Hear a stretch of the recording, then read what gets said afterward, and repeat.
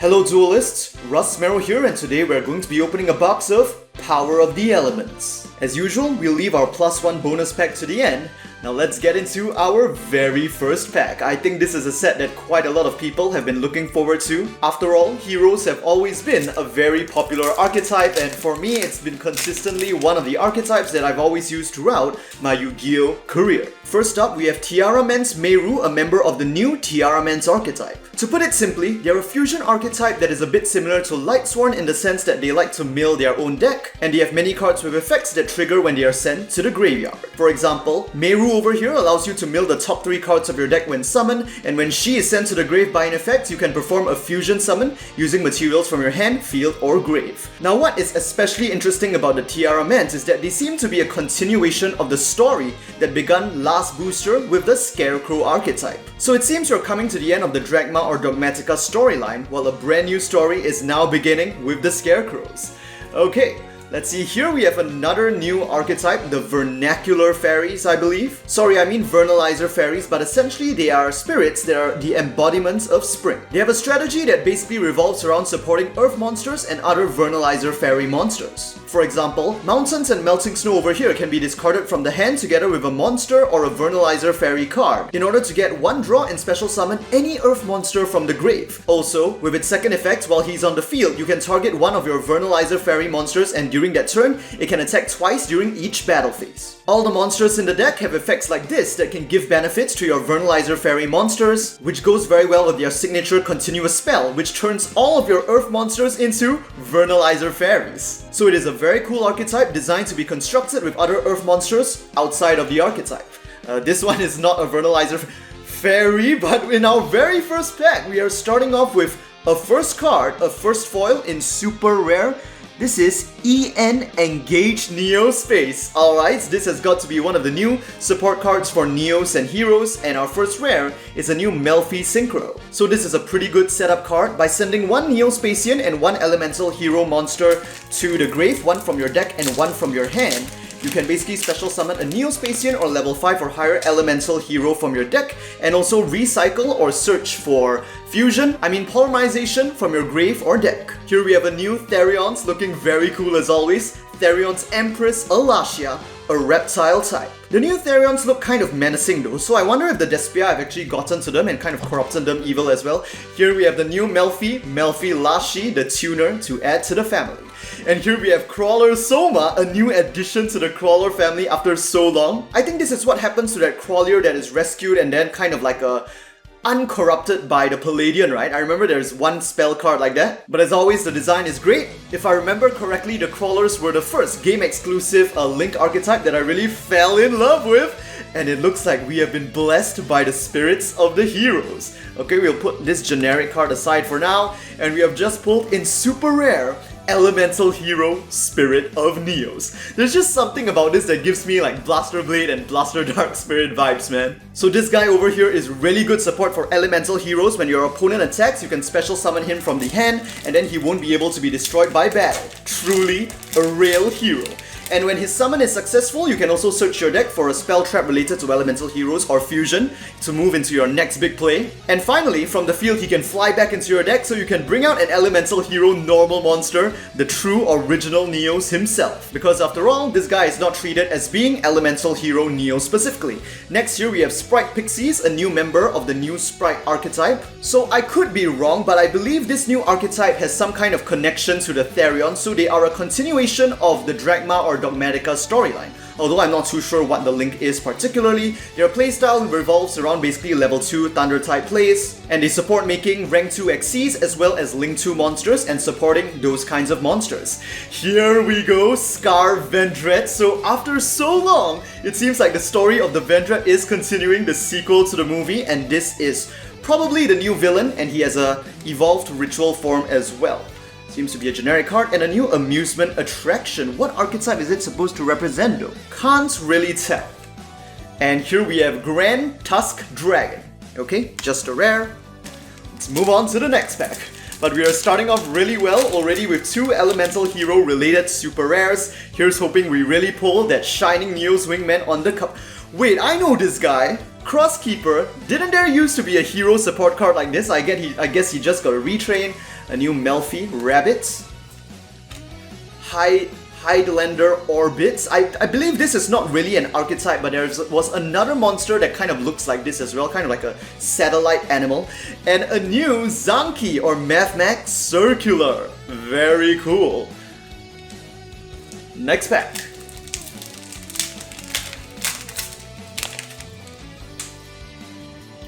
Let's see, a new Splight Carrot. Brilliance Rose, yes, we are getting some Gem Knight support in this deck as well. Pretty interesting that they are putting them here instead of Duelist of Pyroxene, which is coming out next month, I think. And a new Rika card. Punk Jam Extreme Session, man, I just love the artwork for the Punk archetype. And here we have a new Exorcister as well, Marfa.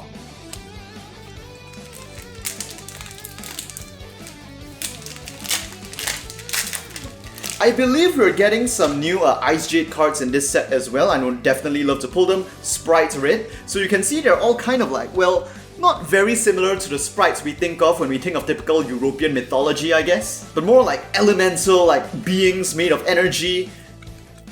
And here we go, the Stray Moke Moke. A new support card for Moki Moki. Amazing to see it here. Engage Wave. No, sorry, I mean EN Wave, but it's definitely related to heroes. And this is a rare Vernacular Fairy.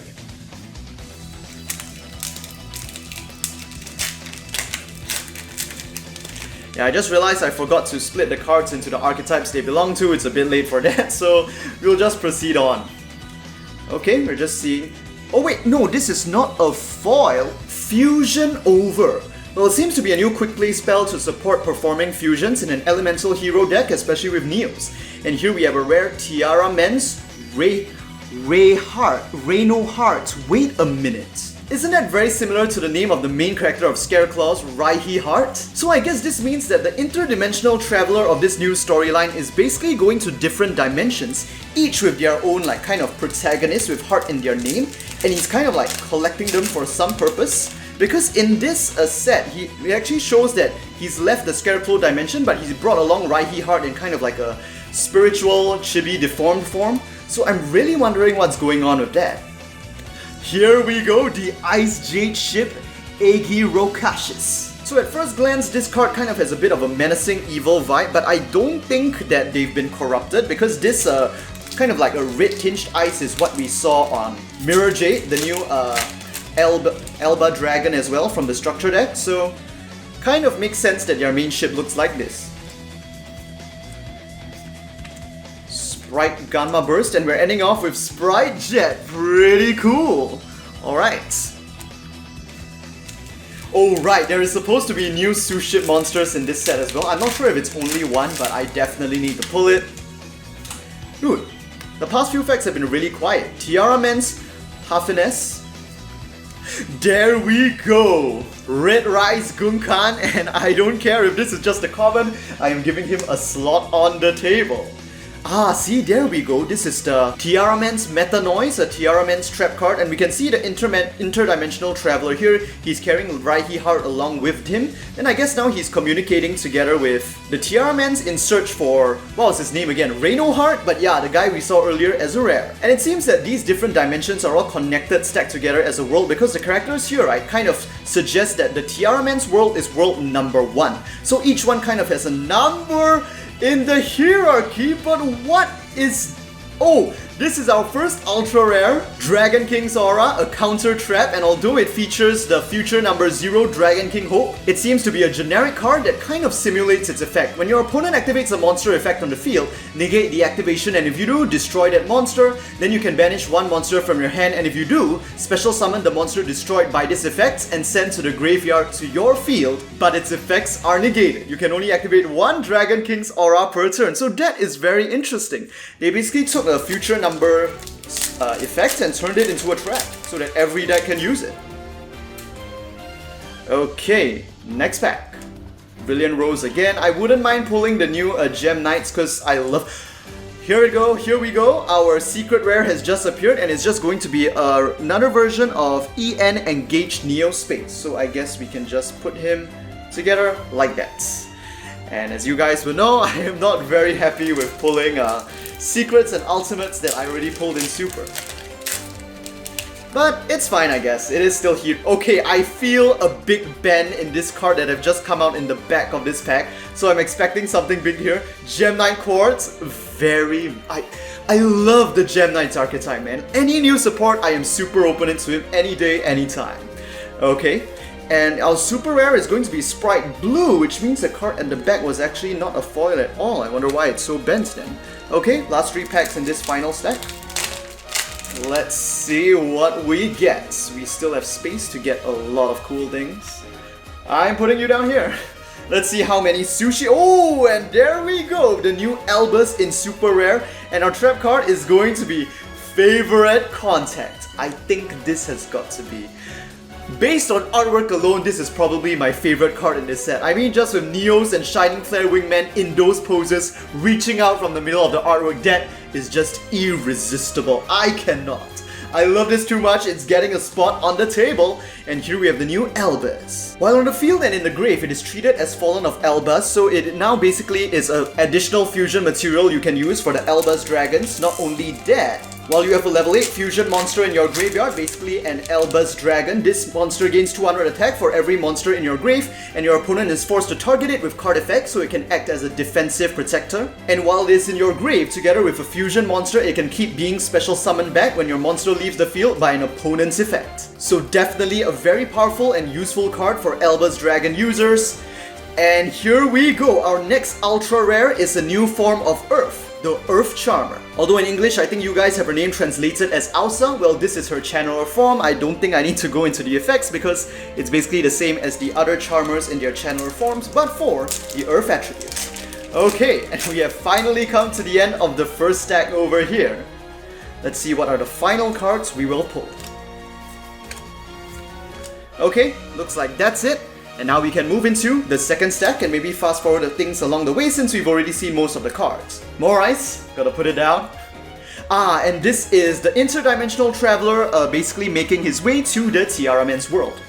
And this is basically, well, what it's called is the first world, Bel Reino. So this is where Reinoheart resides together with the Tearalaments, and I assume that after, in the next set, the Interdimensional Traveler will make his way to, I guess, world number 2 and continue collecting all of the other people whose names include Heart. Splight, Starter.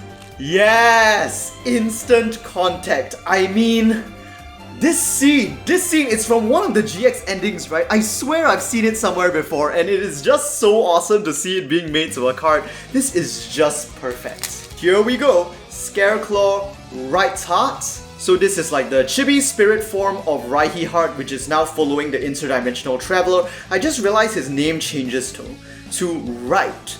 So does that mean Reino will become left? I don't know if that's actually going to happen, but we will find out next set when the Tearalaments get their own Link 1, which I assume is going to be something like this. Oh, wait, no, this is new Ultimate, right? Yeah, this is new Ultimate, this is not Prismatic Secret. Yum, I still am not used to this at all because I've spent so many years opening the old Ultimate Rare format. And here we have a rank 2 Gigantech Sprites, the boss Xyz monster of the Splight archetype. So to support the deck, when Xyz summoning this card, you can treat Link 2 monsters on your field as level 2 monsters as well for the Xyz material. And while he has a Synchro Xyz Fusion or Link monster as an Xyz material, his attack power is doubled from 1600 to 3200. Very powerful. And with his second effect, to detach Xyz materials, you can special summon a level 2 monster from your deck, basically supporting further plays. Oh, we have a new Punk Synchro monster, that is cool. Punk Gem Dragon Drive, that is nice to see. And here we have a super rare Tearalaments Shay Rain. So basically, during your main phase, you can special summon her from the hand, but as cost, you have to send one monster from your hand to the grave, and after that, mill the top 3 cards of your deck. So this is good, because you can specifically choose what you want to, well, basically mill from your hand, and trigger the effects of that card when it is sent to the graveyard, most likely activating a fusion summon. Scatter Fusion. And here we go, our next ultra rare is the new Field Bomber in a similar vein to Nibil, the primal being, Kurikara, the immovable avatar.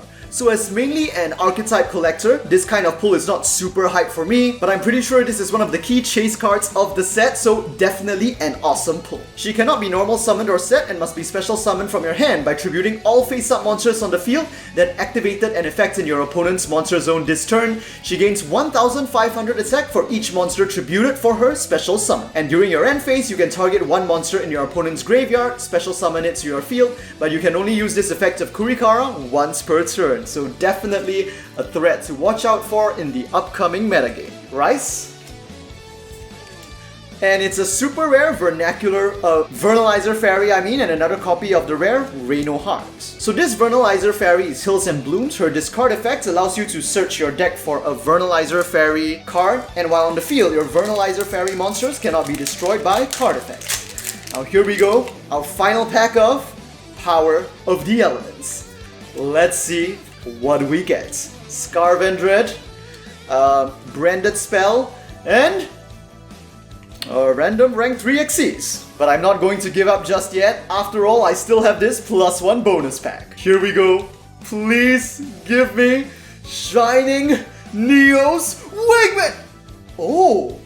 But that is not bad at all, another copy of Kurikara. And as a collector, since I do not need multiple copies, I can definitely sell one of them off, and I'm pretty sure with the amount of money I get back, I can definitely purchase a copy of my Shining Neos Wingman. Okay, so that'll be all for this Power of the Elements opening. Nothing too hype in our pools, but hey, at least we got 3 cards related to the new Elemental Hero retrades, and I got a lot of rice. As usual, if you enjoyed this video, do give it a like. Let me know what you guys think about these new cards in the comment section down below. And don't forget to subscribe for more Yu-Gi-Oh! OCG booster box and product openings on the day of release.